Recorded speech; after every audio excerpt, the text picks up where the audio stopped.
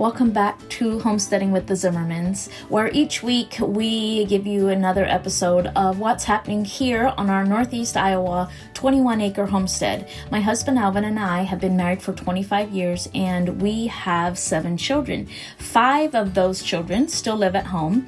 Our oldest 2 are married and no longer live at home, so this means we also have 2 son-in-laws and 1 grandson so far. So on our 21-acre homestead, we seek to preserve the self-sufficient lifestyle of our Old Order Mennonite heritage for the next generation. We involve the children in every aspect of the homestead, from raising and harvesting our own meat, gardening and preserving to fill the family's larder, or preserving the dairy from the family milk cows, plus all the many other skills that develop the character and integrity and relationships of a family that seeks to bring glory and honor to their Heavenly Father.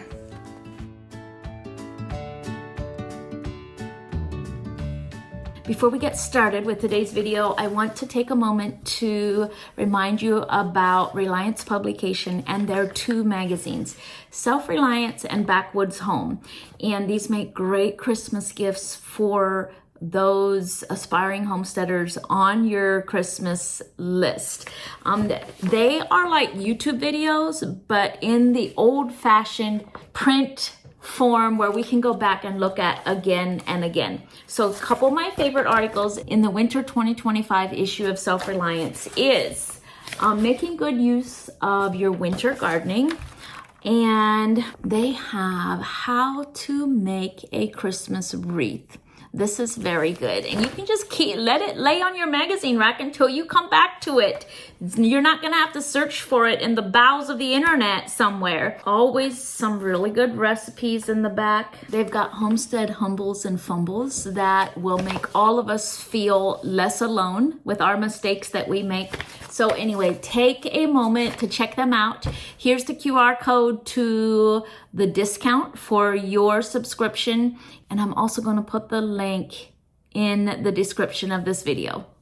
Hello YouTube family, it is another dreary, foggy day here on the homestead, and we've been having a whole string of dreary, foggy, wet days. But today I'm going to be making some dinner rolls for Thanksgiving, and we're gonna freeze them because Thanksgiving's still a week away. So we're going to freeze them, and I'm gonna give you all the tips on how to make them ahead of time. But here's the other thing. I am making those King Hawaiian rolls like this, but I'm making them homemade. My family loves these King Hawaiian rolls. I'm going to show you how I make them homemade. And if you've been here a while, you may have already made my hamburger bun recipe, the Jiffy hamburger buns. And I am going to use that recipe. I'm going to show you what my secret ingredient is. I am going to replace the liquid in the hamburger bun recipe with pineapple juice. So now the liquid in the hamburger bun recipe is milk, right? And some water. So I'm going to replace all the milk and water, which takes a lot of fat out of your recipe. And we know that the more fat we have in a recipe, the flakier and softer your yeast dough is going to be. So I'm also going to add some more fat by adding a couple eggs. All right, and of course I'm going to be making a double recipe because while I'm in the kitchen, I might as well make a double recipe because I think we want to have Philly cheesesteaks for supper tonight. So I'm just going to shape some into some buns that we can have for Philly cheesesteak. Can I help? And yes, you may help. Harrison is home from school today because of a cough, so I am going to have a helper. Oh, and I was going to turn that off before I start filming. We are still drowning in dairy. Today I'm not making cheese. Today I am turning 1 to 3 gallons of cream into butter. So if you hear a little humming in the background, it's just because we are multitasking today. All right, first thing we're going to do is, I'm kind of a hurry up cook.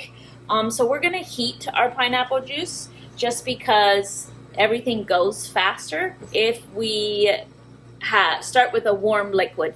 Not hot, just a little warm. So lots and lots of you have already purchased my book, and we've got wonderful feedback, and we are so humbled and blessed by how many of you are loving The Heart of the Homestead. But I have some really good news.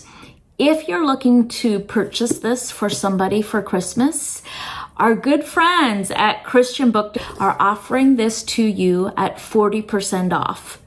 But not only that, when you order through Christian Book and using this link right here in the QR code, you are also going to get a free gift from me and the good people at my publisher.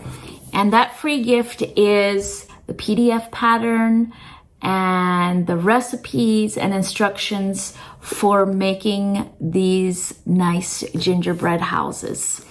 So go to the QR code or the link in the description and go check out my page at Christian Book Distributors and see what it's all about. Okay, the next thing that we need is our honey. And for one recipe, you need 3 tablespoons. I could have probably measured this with a measuring cup. 1, 2, I need 6. And my honey is crystallized, but that's okay. Crystallized honey is perfect for baking. All right, we are going to, for one recipe, you need half a cup of butter, but I'm making a double, so I had a whole cup of butter. We're just gonna help our honey to dissolve in there. How much should I put in? I need you to add 2 teaspoons of salt. One recipe would be 1 teaspoon. And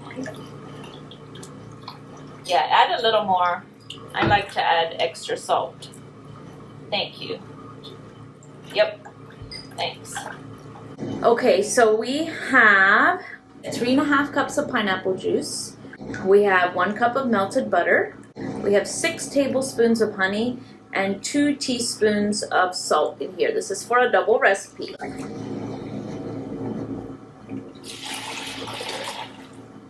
We'll make sure we've got all those goodies from the bottom. So now we're gonna add our yeast. So for one recipe, you need 2 tablespoons of yeast, but I'm making double, so I need 4 tablespoons of yeast.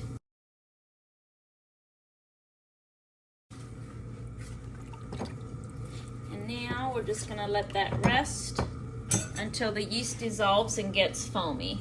All right, Harrison, while we wait for that yeast to dissolve, I want you to beat 2 eggs. Wait. You put 2 whole eggs in, so that would be 1 egg per recipe, just to add some fat back into the dough that we took out when we used pineapple juice instead of milk. Okay, now you mix those real well. Yep, that's good. Okay, we'll wait to mix that in until our yeast has dissolved.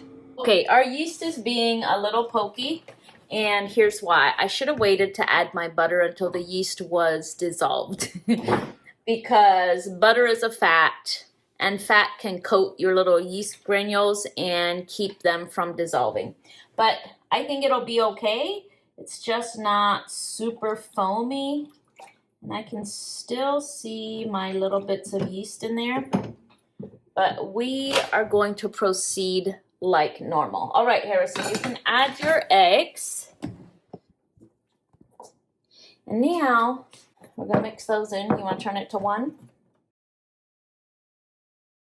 For a regular single recipe, you need 4 to 5 cups of all-purpose flour. So if we're doubling them, how much do we need? If we're making a double recipe, 8. So a single recipe calls for 4 to 5. So 4 to 5. Yeah, so a double 8 or 10, that's right. So we're gonna start by mixing in 4 cups of flour, and then we will add 4 more, and we will see how we're doing. 1.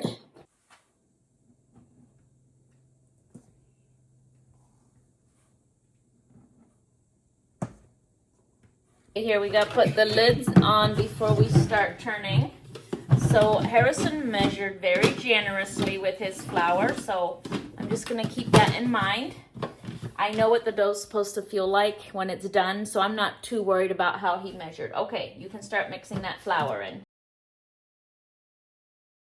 All right, so that was 4 cups. Add 2 more cups and we'll add that in. 1, 2. Okay, you can turn that to 1. Can we put 1 more? 2. That was 6. You can put 2 more in. 6. Because we need 8 to 10. Yeah. Just don't make them too full. Good. Mm-hmm.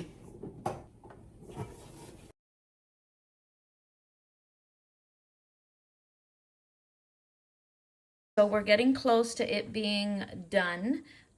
We added 8.5 cups of flour. So we're very scant on the flour because from a double recipe, it would be 8 to 10. But I can tell that I think we have enough flour in. Number 1, the bowl is clean. It's not sticking to the bowl. And number 2, it's not real sticky. And I think we can, as the gluten develops, we won't need any more flour. So rather than adding more flour, we're just gonna knead it for a couple more minutes. And as the gluten develops, it should become less sticky. All right, we are gonna call this dough done kneading. We've got nice strands of gluten developed and the dough is nice and soft. You don't ever want to over knead your dough because that can cause a really dense loaf. Over kneading or too much flour will both cause a very dense end product. So we are, okay, Harrison, we've got to put the lid on. A yeast dough needs 2 things to be able to rise, and that is it needs warm and it needs moist. So by covering it up real tight, we're trapping all the humidity in there, and that'll make a nice environment for this dough. So we're just gonna let it rise for about 10 to 15 minutes. I'm going to just keep an eye on it. In the meantime, I am going to clean up a little bit and work on my butter.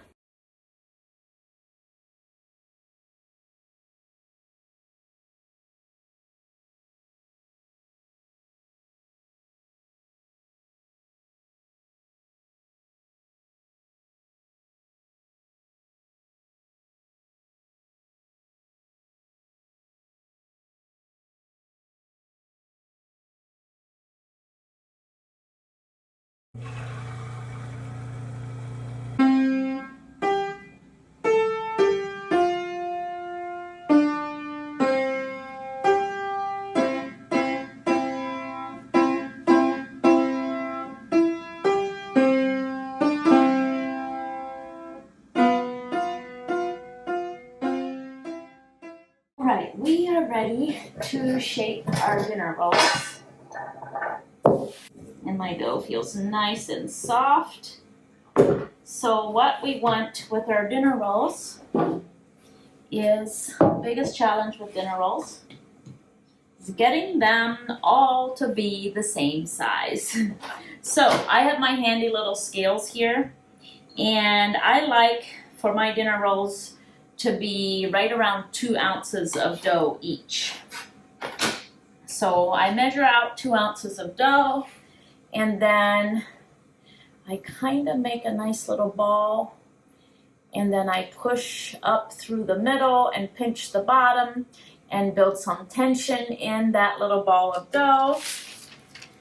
And then I'm gonna place it right here in my jelly roll pans.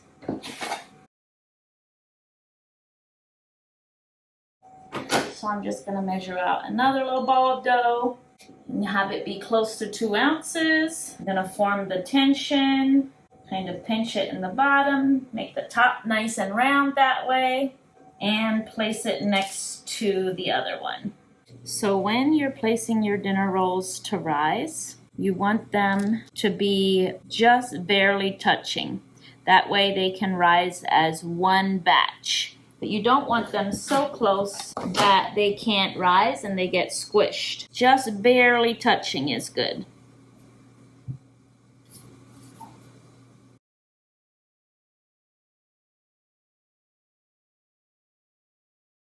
All right, I have 36 dinner rolls here. I just need for them to rise, and then they have to rise until they pass the poke test or the proof test, and I'll show you. And then we're ready to bake them. The rest of this dough, I'm going to turn into hot dog bun style for our Philly cheesesteaks for supper. Okay, so for the poke test, when I poke it now, you see it feels solid and it springs back. So we know that these aren't ready yet because it still feels very solid and they spring back like that real fast. So I'll show you what they look like then when we're ready. So you can see, so these are the first ones I did, and you can see how much slower these are springing back than these last ones. These are a lot more solid. So we are just going to let them rise. So I don't feel like I have a lot of dough left over. I am going to divide it in half. And I'm kind of going to roll it out like I would hot dog buns or soft pretzels. And I know not everybody will want their Philly cheesesteak on bread, so I'm not gonna worry too much about not having enough bread.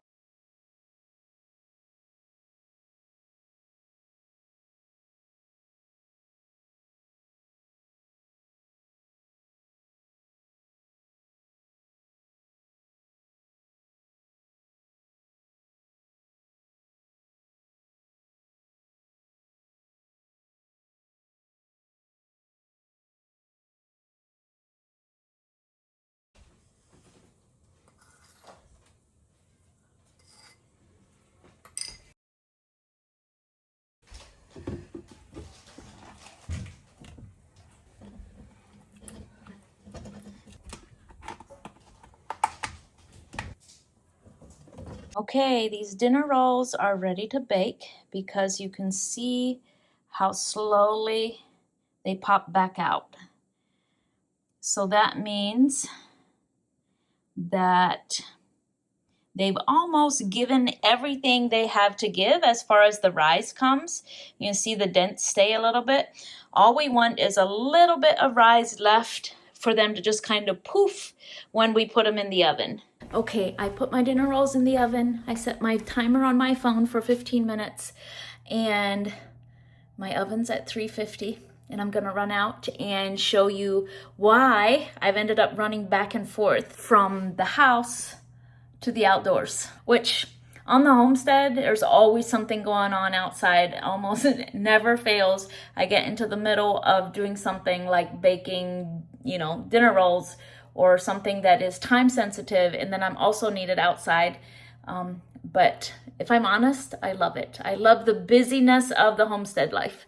So our mule Daphne is getting fitted with a mule saddle and the britchin and the bridle, and we're just adjusting all of the tack to fit her. All right, so after 15 minutes at 350, they're getting close. I am gonna turn them. I like for them to be a little brown over the top, and some of them are, but most of them aren't. So I'm gonna set the timer for 8 more minutes. Okay, it has been 5 more minutes, and I'm gonna say these are good.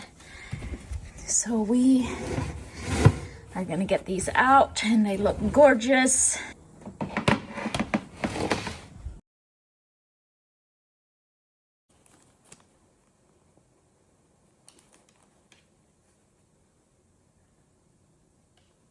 Okay, so we got our mule outfitted with a saddle, and I'm back in the house. I'm very proud that I baked these while I was entertaining guests, or while guests were here and we were trying on the mule saddle. As soon as these are cool to the touch or room temperature, you want to get them in the freezer. They look beautiful. Lots of stringiness in between them. Okay, so I wanted to keep the parchment paper on the bottom to help them stay together. Okay, that's one row too long. All right, there we go. There we go. We've got one package of Hawaiian rolls ready for the freezer. All right, we have 1, 2, 3, 4, 5. We have 15 and 15. And these will freeze well, a month to 3 months, and they'll still be fine. And I'm gonna leave a couple of these out for the kids to eat. But these are, okay, so now I can't forget to tell you how I would thaw these to prepare them for Thanksgiving or Christmas. I would get them out of the freezer 6 to 8 hours before you want to serve them. You could do less. They don't need 8 hours to defrost. And I would just leave them on my countertop and let them defrost. And then I would put them in a warm oven. So let's say you get your turkey out, right? You get your turkey out of the oven, or your ham, or whatever you're making, and then you turn your oven off. I would put these on a cookie sheet or something and cover them with some tin foil and put them into that warm oven. And by the time you've got everything else ready to serve, they will be warm. So I turn the oven off from getting the turkey out, cover these, wrap them in tin foil, put them in the oven, and in 15 minutes, they should be nice and warm, and they will taste as if they have just come out of the oven.